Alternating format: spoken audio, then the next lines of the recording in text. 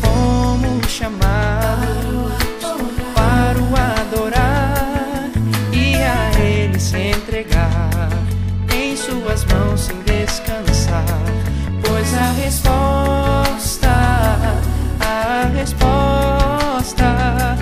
vem dele.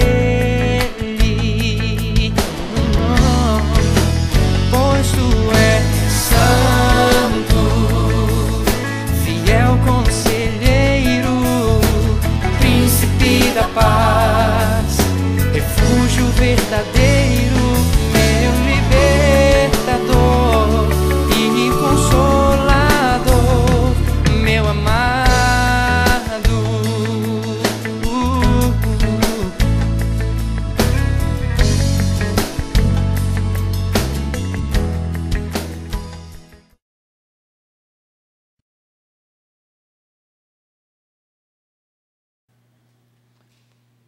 Uma boa noite a todos, que a graça de Jesus possa abastecer o teu coração com fé, esperança, amor, e que a graça do nosso Deus possa também te ajudar em tua caminhada nesse mundo. Quero convidar você a abrir a sua Bíblia ou acessá-la em Mateus capítulo 28. Iremos ler os versos 18 a 20. Evangelho de Mateus capítulo 28. Dos versículos 18 a 20.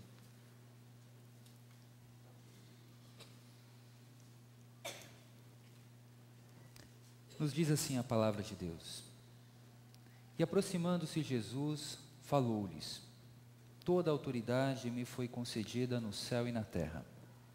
Portanto, ide, fazei discípulos de todas as nações, batizando-os em nome do Pai, do Filho e do Espírito Santo, ensinando-lhes a obedecer a todas as coisas que vos ordenei.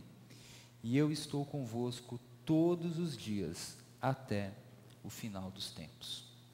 Estamos estudando a série Simples Assim, e hoje nós iremos falar justamente do tema em nome do Pai e do Filho. Essa é a expressão desse texto que acabamos de ler.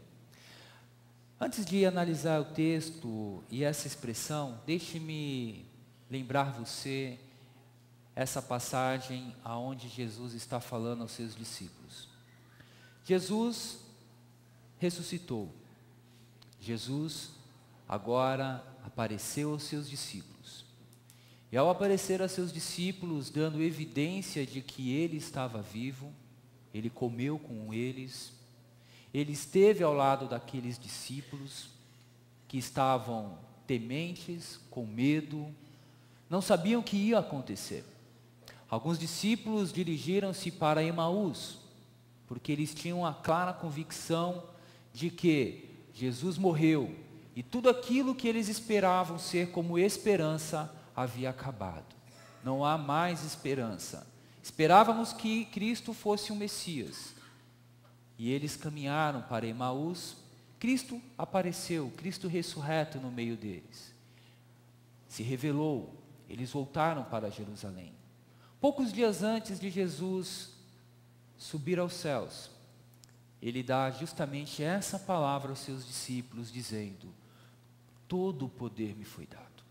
Não foi apenas pouco poder, meio poder. Todo o poder me foi dado. Mediante esse poder que me foi dado, então eu dou uma ordem a vocês. E a ordem é essa: vão a todo mundo fazendo discípulos.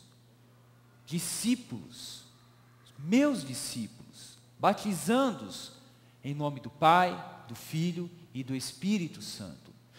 Deus deu uma ordem para os seus discípulos, uma ordem extensiva a todos nós, a igreja de todos os tempos, de todas as gerações. A ordem é a mesma. Deus não consulta a nós se queremos ou não fazer discípulos. Ele simplesmente deu essa ordem: vão e façam discípulos em nome do Pai, do Filho e do Espírito Santo. Jesus, ele deu claras evidências de que ele era o Filho de Deus no seu ministério terreno. Mas muitas pessoas não acreditaram.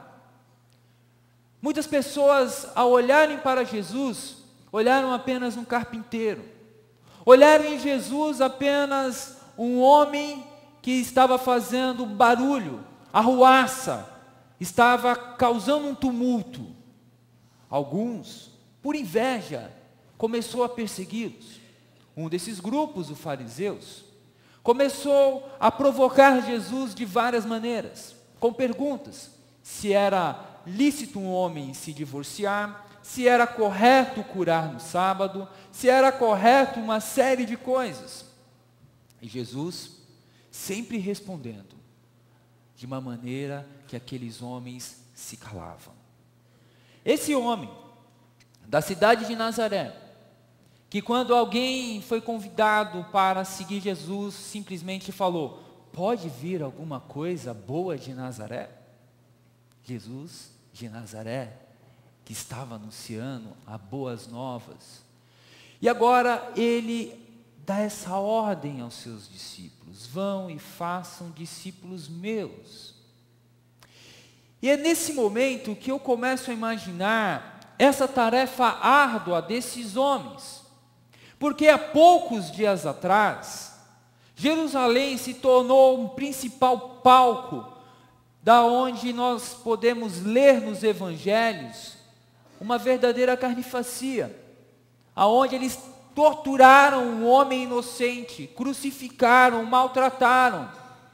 Há poucos dias atrás, Jesus estava sendo recebido com a seguinte expressão: Hosana, bendito que vem em nome do Senhor. Mas poucos dias depois, uma multidão estava dizendo a seguinte expressão, a seguinte palavra: crucifica-o, crucifica-o, crucifica-o. E agora esses homens da Galileia, aqueles homens que não tinham poder, aqueles homens simples, pescadores, publicanos, um zelote que era um revolucionário, mulheres que seguiram ali a Cristo em seu ministério, assistindo, recebe a seguinte incumbência: vocês vão ao mundo inteiro falar a respeito do Nazareno, do carpinteiro, aquele Deus que na visão dos gregos é loucura, é insanidade, e na visão dos judeus é maldição, porque maldito aquele que for pendurado no madeiro.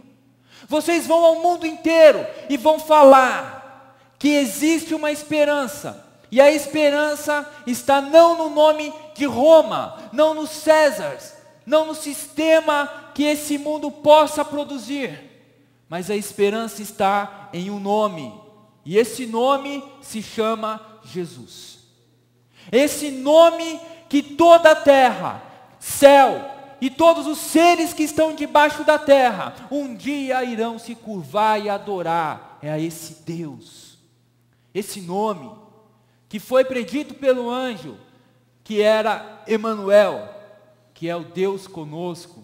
E é muito interessante olhar o Evangelho de Mateus, porque ele começa justamente com essa perspectiva: o Emanuel, o Deus conosco. E quando ele vai terminar o registro dele, ele termina com essa expressão, a expressão de Jesus, que estará conosco todos os dias até a consumação dos séculos.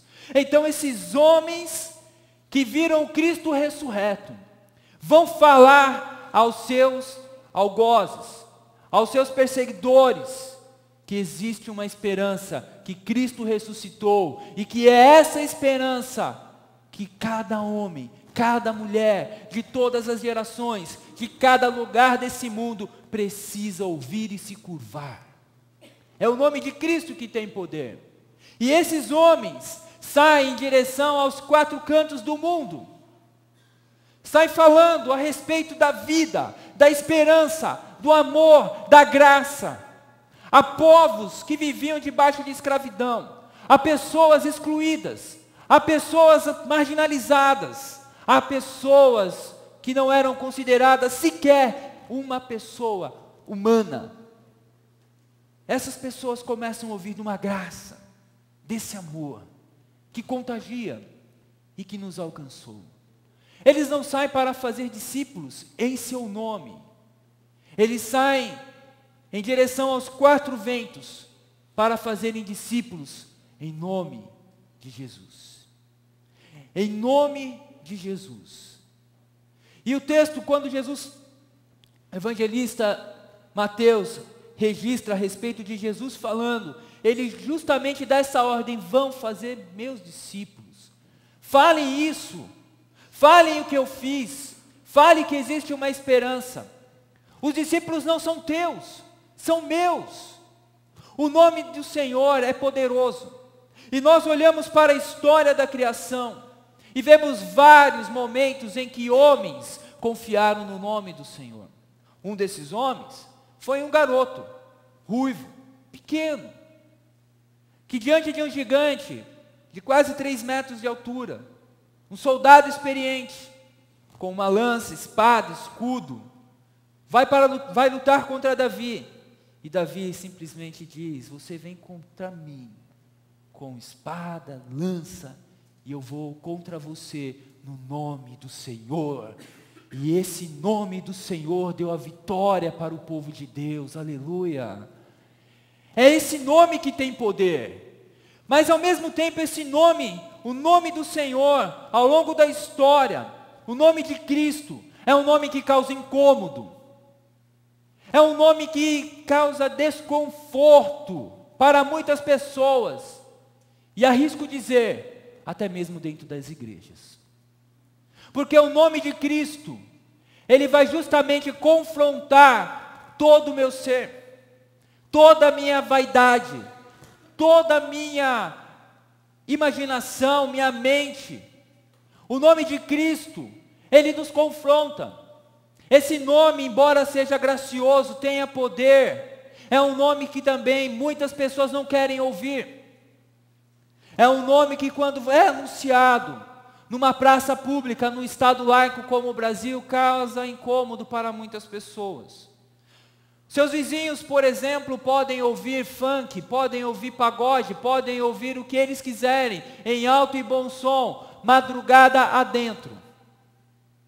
Muitas pessoas irão ouvir, vão reclamar, vizinhos barulhentos. Agora experimenta você colocar um CD. É porque o cantor que eu vou falar, ele tinha, na casa da minha sogra, tinha um monte de LP, né? Que era o Luiz de Carvalho. Coloca Luiz de Carvalho. Tem CD também, tem ali, você pode baixar no iTunes e outras versões já, tá? Mas coloca você ali, um CD de algum cantor evangélico, e passe das 10 horas, para ver o que vai acontecer. Vizinhos vão bater na tua porta. E até com a polícia. E vão falar: está incomodando. Mas é você que está incomodando? Eu arrisco dizer que não. É o nome de Cristo que incomoda. Porque onde o nome de Cristo chega, ele dissipa as trevas. Ele não é politicamente correto. Ele não chega para dizer assim: que legalzinho, vamos ouvir um funk. Não, ele chega e fala: pecado, graça, amor, arrependimento, nova vida. Enquanto que outros querem colocar tudo aceitável, Cristo chega e dissipa. É um nome que causa incômodo, às vezes, dentro da igreja. Sabe por quê? Porque existem pessoas que se levantam e falam: eu quero dizer uma coisa. E fazem de tudo. Querem mandar na igreja. Querem controlar a igreja. Quando na verdade quem controla a igreja, quem é o dono da igreja é Jesus Cristo. E não são os homens. E quando alguém vai justamente apresentar isso, algumas pessoas se sentem incomodadas. Pessoas se sentem incomodadas nas instituições públicas. Haja vista tirar as cruzes. Porque Cristo causa incômodo. É esse nome que ao longo da história tem mudado a trajetória de milhares, de milhões, de bilhões de pessoas. E é esse nome que nós temos a incumbência de levar adiante. É esse nome que tem que brilhar. É esse nome que tem que justamente fazer a diferença na nossa vida. Ou Cristo é tudo para mim, ou Ele não é nada para mim. Ou Cristo é o Senhor da minha vida, ou Ele não é o Senhor da minha vida. Não tem meio termo. O nome de Cristo estremece, abala as extremidades da criação. É o nome pelo qual demônios são expulsos, que todos e tudo é subjugado. Pessoas possessas por demônios, elas só são libertas através de um nome, o nome de Cristo. Porque o nome de Jesus tem poder. O nome de Jesus tem poder para libertar uma pessoa possessa de legiões de demônios, como nós podemos ver na própria Escritura, quando nós encontramos ali vários relatos, principalmente ali Jesus e o Genezareno, ali onde ele expulsa legiões de demônios e outros tantos mais. O nome de Jesus é poderoso para restaurar pessoas enfermas, como aquela mulher de fluxo de sangue, que há 12 anos padecia na mão de homens que não conseguiam resolver os problemas dela. O nome de Jesus tem poder para reverter uma família destruída por causa do ódio, por causa de qualquer tipo de sentimento. Esse nome tem poder. Mas diante disso tudo que eu estou falando a você, o que eu paro para pensar é o seguinte: o nome de Cristo tem poder. O nome de Jesus é poderoso para libertar pessoas, para mudar a história. Mas por que será que muitos crentes em Jesus duvidam desse nome? Porque muitas vezes eu até mesmo, não acreditamos que o nome de Jesus é poderoso o suficiente para mudar a história de uma pessoa, curando, libertando e fazendo coisas que nossa mente, que a razão humana não é capaz de compreender. Por que duvidamos do nome de Cristo? Porque achamos que o nome de Cristo, ele por si só não consegue explicar alguma coisa a alguma pessoa. Certa vez o pastor John MacArthur, ele atendeu um homem, e esse homem, ele após o culto falou com ele: pastor, eu posso conversar com o senhor? Ele falou: pode. Marcou para a próxima semana, e ele foi conversar com o pastor John MacArthur. E ao conversar com o pastor John MacArthur, ele chegou e falou o seguinte: pastor, eu estou enrolado. Aí o pastor falou: conte-me, como eu posso te ajudar? Ele falou: pastor, é o seguinte,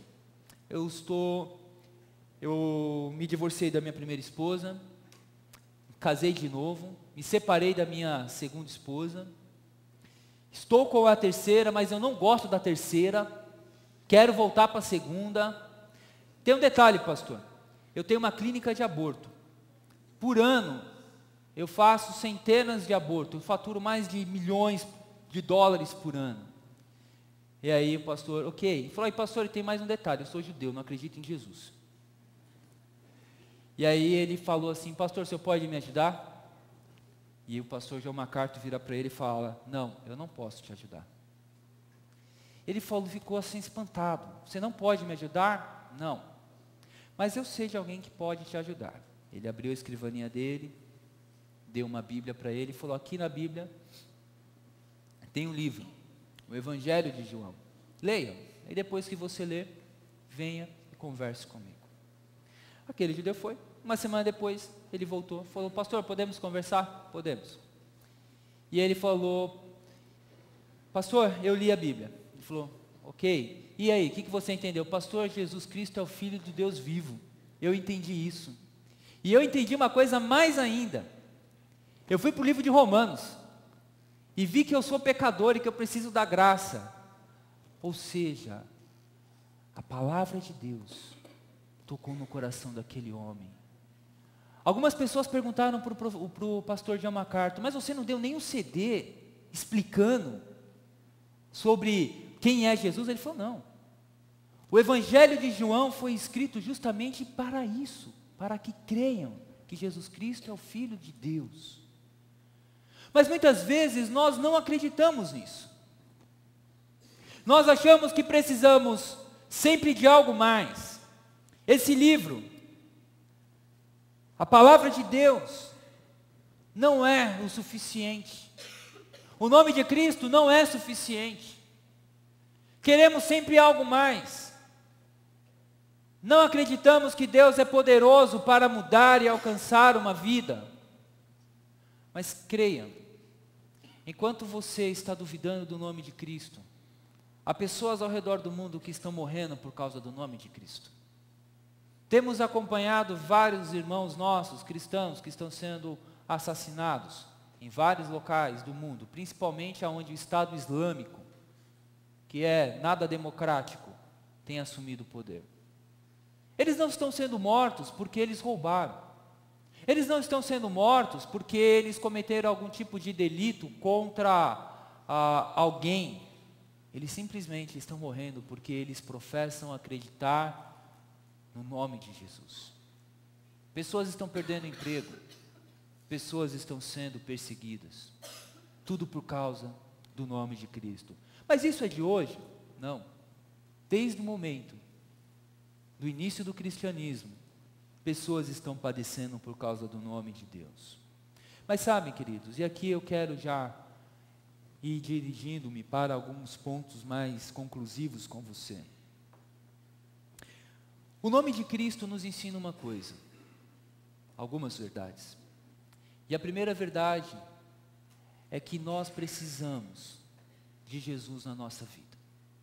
Sem Jesus, nós não somos nada. Não somos ninguém. Sem Jesus, nós não somos ninguém. Esse nome, ele nos leva a entender que Deus tem um plano para nós. Um plano muito maior do que nos for ensinado quando éramos pequenos. O homem nasce, cresce, reproduz e morre. É isso? É, né? Nós participamos de um plano muito maior do que isso. Deus nos criou para louvor e glória dEle. Deus nos criou para o adorarmos. Mas quando você não entende que o nome de Cristo é poderoso para te libertar dessa cegueira espiritual, você vai continuar vivendo atrás do vento. E Salomão já falou isso, vaidade, vaidade. É como correr atrás do vento. Quando eu era garoto eu gostava de empinar pipa. E eu era bom nisso. Na época podia passar cerol ainda, né? Hoje não pode mais passar cerol. E quando eu leio essa passagem ali de Salomão, na palavra de Deus, em Eclesiastes, eu me lembro, naquela época que nós íamos empinar pipa e ficávamos olhando a direção do vento. E sem menos avisar, o vento mudava de direção. E ficávamos ali, crianças, correndo atrás do vento. Mas quantos adultos aqui não correm atrás do vento? É que o vento tomou outros nomes. Carreira, correria e tantas outras coisas mais. Mas quando o nome de Cristo, ele invade a nossa vida, nós entendemos que a nossa vida, ela faz parte de um plano muito maior do que correr atrás do vento, do que a nossa carreira, do que os nossos estudos, do que a nossa família. Por isso que, sem Jesus, nós não conseguimos nada nessa vida.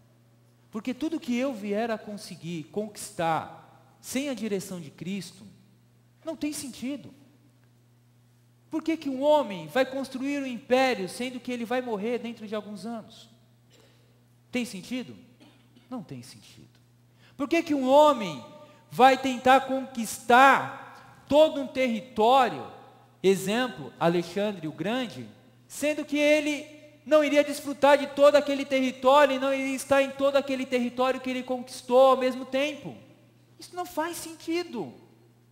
Mas quantas pessoas não estão correndo atrás de coisas sem sentido? Quando na verdade a única coisa que faz sentido nesse mundo é o nome de Cristo, e o Cristo ressurreto que nos dá direção para a nossa vida. E quando Cristo ele invade o nosso ser, ele nos confronta, nós começamos a viver uma nova vida. Eu me torno um profissional mais competente do que eu era antes. Eu me torno um estudante mais diligente do que eu era antes. Eu me torno um pai, eu me torno uma mãe melhor do que eu era antes. Por quê? Porque a razão da minha vida é Jesus Cristo. As minhas finanças não são apenas para eu extravasar. Não, as minhas finanças, elas têm um propósito de glorificar o Cristo ressurreto. Mas quando isso acontece na nossa vida, quando o nome de Cristo, ele invade o nosso ser e toda a nossa razão de existência está curvada debaixo de Cristo. E quando nós saímos para fazer discípulos, nós iremos apontar justamente o quê? Você precisa se curvar a esse Deus que o mundo vê como loucura. Esse Deus que o mundo escarnece, como o grupo LGTB, como o judiciário, como outros grupos religiosos, como outras pessoas, os intelectuais. Não sei se pode ser chamado de intelectuais, né? Mas enfim, é esse nome que faz a diferença. Essa é uma verdade. A segunda verdade que nós podemos aprender à luz desse texto aqui, principalmente com essa expressão em nome do Pai e do Filho, é que através de Deus, nós podemos ter a certeza de vitória na missão que Ele nos deu. Nós podemos ter a certeza de vitória. E a vitória não significa necessariamente que nós iremos mudar o Brasil no cenário político, necessariamente. Mas nós iremos talvez mudar a história eterna de uma pessoa. Já parou para pensar nisso? Que Deus, através de você, de mim, de nós, Ele pode mudar o futuro eterno de uma pessoa. Outrora essa pessoa tinha um futuro eterno na perdição.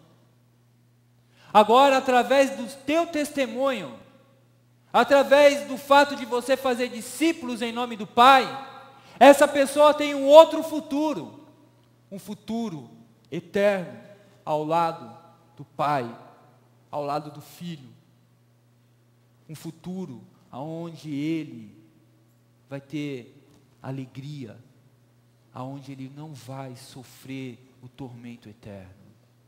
Deus, Ele quer nos usar. Algumas igrejas estão fechando. Na Europa, várias igrejas estão se tornando boates, bares, livrarias, estão se tornando pista de skate, estão se tornando monumentos em ruínas.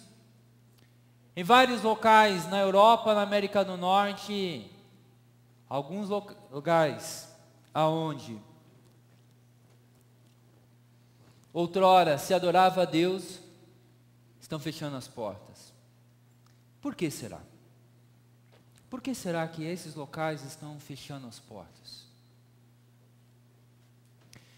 Ao olhar para esses locais, e à luz desse texto, a conclusão que eu particularmente, Fernando, chego, é que em algum momento da história, aqueles irmãos, aquele grupo de pessoas, deixaram de fazer discípulos em nome do Pai, do Filho e do Espírito Santo. Se tornaram um grupo de amigos, que à medida que esses amigos foram envelhecendo, não foi reposto os novos sócios, e aquelas comunidades se fecharam. Eu me pergunto, e talvez não, e estendo essa pergunta a você, num ato provocativo. Quantos anos você acha que essa realidade que tem afetado as igrejas em regiões como Europa, América do Norte, que estão se fechando, há de chegar aqui no Brasil? Quantos anos mais? 10 anos? 20 anos? Para ser até um pouquinho cutucador. Quantos anos você diria que esse local que hoje nós estamos reunidos pode se fechar? E daqui, quem sabe, alguns anos, você vai passar ali na porta e vai encontrar não uma igreja, mas um hotel, uma casa de show. Quantos anos você diria isso? Quantos anos? Em algumas pesquisas, Ed Gibbs, ele coloca o seguinte retrato, que até 2050, 60% das congregações na América do Norte vão deixar de existir. Até 2050. 60%. Em outra pesquisa apresentada por um outro instituto, ele revela que várias igrejas tradicionais têm fechado, têm mudado. Por que será, meus irmãos? Volto ao que eu afirmei há poucos instantes atrás. Quando uma igreja deixa de fazer discípulos em nome do Pai, do Filho e do Espírito Santo, cumprindo a ordem de Deus, ela corre o sério risco de se fechar. Ela corre o sério risco de se fechar. Portanto, o nome de Cristo tem poder. A igreja de Jesus jamais vai fechar as portas, porque Jesus disse isso. Que as portas do inferno não vão prevalecer sobre a igreja. Mas alguns grupos podem perder a visão e deixar de falar da glória do Pai, do nome de Jesus, para fazer outras coisas e se perderem. Talvez você se perdeu no meio da sua caminhada. Olhou mais para homens, mais para um título, do que para o nome de Cristo. E deixou de confiar nesse nome, e deixou de confiar no senhorio dele. Pode ser que por algum lado na sua vida, você tão somente tenha estado no meio de um grupo de pessoas, e você se tornou um religioso, ou uma religiosa. E como um religioso e uma religiosa, simplesmente você cumpre os ritos e nada mais. Quem é Jesus na sua vida? O que Ele se tornou na sua vida? Quem é Jesus? Se alguém perguntasse para você e você tivesse 1 minuto para responder, o que você diria? Jesus disse: vão ao mundo todo e façam discípulos de todas as nações, em nome do Pai, em nome do Filho e do Espírito Santo. Estamos fazendo isso? Nós não precisamos cruzar o Atlântico para fazer discípulos de Cristo.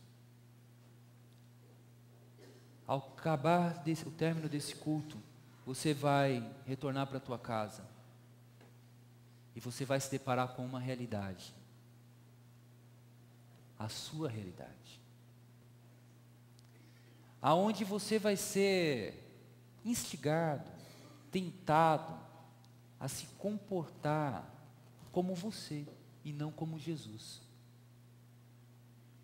aonde você vai ser tentado em responder num tom acima daquilo que a pessoa falou com você. Porque se alguém fala A, você responde o A mais alto ainda. Você vai retornar para o seu ambiente de trabalho dentro de algumas horas, seu ambiente de estudo, seu condomínio. Ali é o seu campo missionário. É ali que você vai ter que apresentar o amor do Pai, o amor do Filho, a graça de Jesus. Concluo desafiando você que talvez entrou aqui ferido em nome de Deus, a confiar nesse nome, no nome de Cristo. O nome de Jesus tem poder para mudar a sua história. O nome do Fernando não. Nenhum nome tem poder para isso. Somente Jesus pode mudar a tua vida. E essa é a mensagem do Evangelho de uma maneira muito simples. Simples como uma flor. Simples, muito simples. Ou Cristo é tudo na tua vida, ou Ele não é nada. E nesse momento, quem é Jesus para você? Ele é tudo, ou Ele não é nada? Você quer pensar por alguns instantes? E antes da minha oração, você dizer a Deus, de uma maneira honesta: Pai, Jesus não é nada na minha vida. Até hoje. Até hoje. Porque a partir de hoje, o Senhor será tudo na minha vida. O Senhor será aquele que vai me controlar. O Senhor será aquele que vai me dar esperança, me libertar. Talvez você entrou aqui nessa noite cheio de inquietações no seu coração. E a proposta do Evangelho de Jesus é: vinde a mim. Nós não temos poder, nós homens não temos poder para curar você, mas Jesus tem poder para mudar a tua história. Jesus tem poder para mudar todo o teu ser. E não apenas parte do teu ser. Jesus tem poder, sim, para curar enfermos, para restaurar casamentos, para abrir portas, para dar direção. Jesus não mudou. Jesus permanece o mesmo. A sociedade pode tentar usar uma roupa diferente, mas o nosso Deus, a mensagem, o poder de Deus continua o mesmo. Converse com Deus.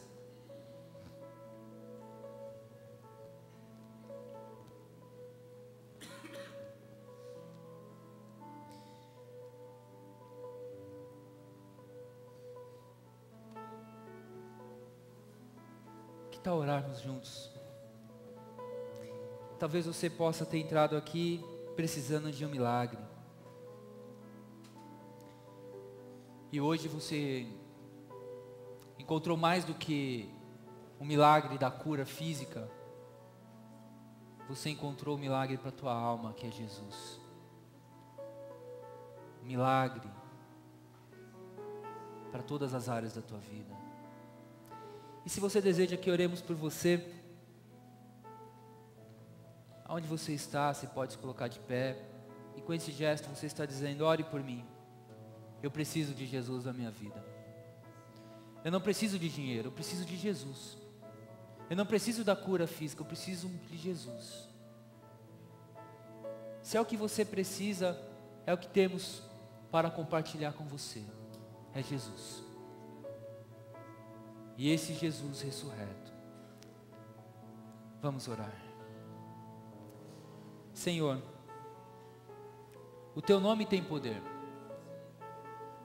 Só o teu nome tem poder. E nós nos curvamos diante desse poder maravilhoso. E reconhecemos, ó Pai, que nós somos limitados, fracos, mas o Senhor, ó Pai, é todo poderoso. É bem provável, meu Deus, que alguém aqui nessa noite entrou nesse local, esperando receber de um homem algo que nenhum homem aqui é poderoso ou capaz de dar. Mas o Senhor, através de Jesus, é poderoso para nos dar, ó Pai. Por isso, eu oro a Ti, ó Pai, te suplicando que Jesus Cristo possa nos bastar. Que Cristo possa ser tudo em nós e para nós. Não somente agora, mas durante toda a nossa existência aqui nesse mundo, meu Pai. Bendito Deus, eu te glorifico porque o nome de Cristo alcançou muitas vidas e há de alcançar muitas outras para a glória do Senhor. É esse nome que tem poder, é nesse nome, ó Pai, que nós iremos continuar firmes, ó Pai, focados, ó Pai, em anunciar Jesus a toda pessoa, de todos os lugares, não importa quem seja, porque somente Jesus é poderoso para mudar a vida de uma pessoa. Obrigado, meu Pai, e te agradecemos, hoje e sempre, em nome de Jesus. Amém. Amém. Deus abençoe.